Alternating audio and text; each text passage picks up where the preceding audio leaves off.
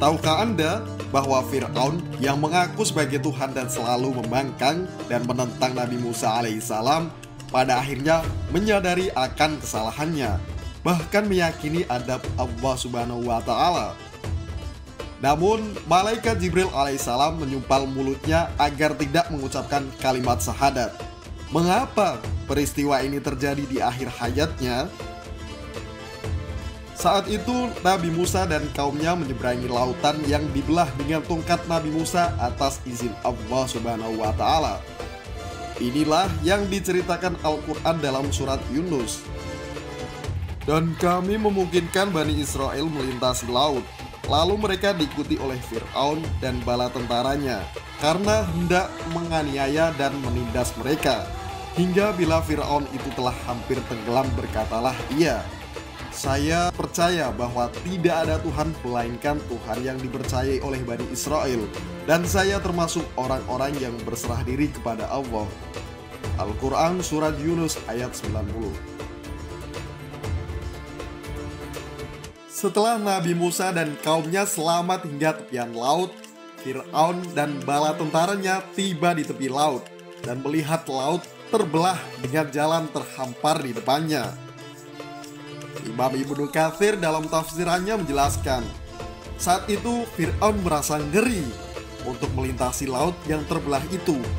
Nyalinya pun surut dan berniat hendak kembali bersama pasukannya. Akan tetapi hal ini tidak mungkin terjadi. Tidak ada jalan untuk menghindari takdir Allah Subhanahu wa Ta'ala. Doa Nabi Musa alaihissalam telah diperkenankan Allah Subhanahu wa Ta'ala.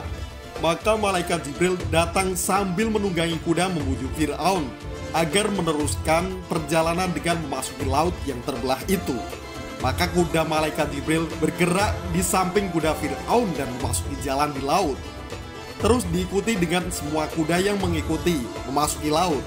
Lantas Fir'aun tak bisa berbuat apa-apa. Maka ia pun memberi semangat pasukannya hingga semuanya ikut memasuki laut.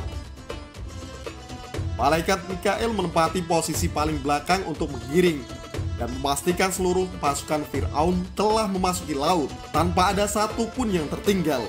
Allah Subhanahu wa Ta'ala kemudian memerintahkan laut agar menutup dan menelan mereka tanpa ada yang selamat. Ombak laut pun mengobang-abing mereka, mencampakkan dan membantingnya Fir'aun. Saat itulah Fir'aun mulai sadar dan meyakini akan kekuasaan Allah Subhanahu wa Ta'ala. Inilah yang disebutkan dalam surat Yunus. Hingga bila Fir'aun itu telah hampir tenggelam, berkatalah dia, "Saya percaya bahwa tidak ada Tuhan melainkan Tuhan yang dipercayai oleh Bani Israel, dan saya termasuk orang-orang yang berserah diri kepada Allah." Al-Quran Surat Yunus ayat 90. Pada detik-detik kematian inilah peristiwa menarik terjadi. Malaikat Jibril mengambil tanah di laut, lalu menyumpalkannya ke mulut Fir'aun.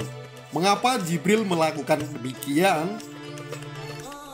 Ini adalah kisah yang menjelaskan sejauh mana kebencian malaikat Jibril kepada Fir'aun. Maka ketika ada tanda-tanda Fir'aun akan beriman pada saat ia tenggelam, malaikat Jibril khawatir rahmat Allah akan melolongnya. Maka Jibril menyumpal mulutnya dengan tanah agar tidak mengucapkan dengan kalimat tauhid. At-Tirmidzi meriwayatkan dalam sunahnya dari Ibnu Abbas bahwa Nabi Muhammad SAW bersabda, "Manakala Allah menenggelamkan Fir'aun, dia berkata, 'Saya percaya bahwa tidak ada Tuhan melainkan Tuhan yang dipercayai oleh Bani Israel.' Jibril berkata, 'Wahai Muhammad, seandainya kamu melihat aku mengambil lumpur laut, lalu aku suapkan di mulut Fir'aun, karena aku takut rahmat mendapatinya.'" Apa yang dilakukan oleh malaikat Jibril tidak lain karena kebenciannya yang sangat besar terhadap Togut yang tenggelam dalam kekufuran dan kerusakan ini.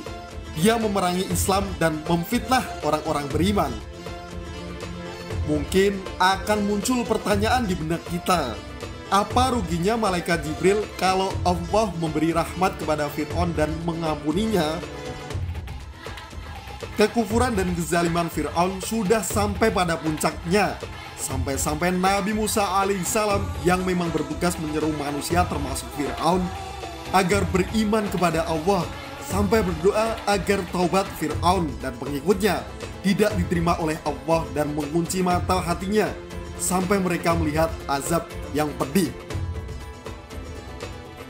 Musa berkata, "Ya Tuhan kami, sesungguhnya Engkau telah memberi kepada Fir'aun dan pemuka-pemuka kaumnya perhiasan dan harta kekayaan dalam kehidupan dunia.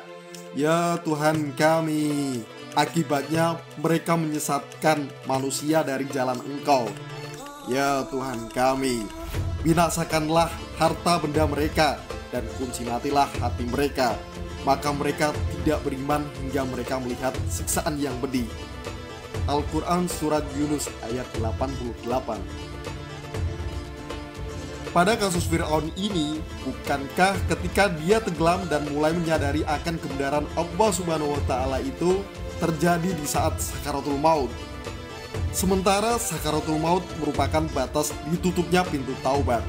Artinya jika Fir'aun pun mengucapkan syahadat, taubatnya tidak diterima karena saat itu pintu taubat telah ditutup. Tetaplah mengikuti kisah-kisah menarik pada episode yang menarik. Sampai jumpa di video selanjutnya.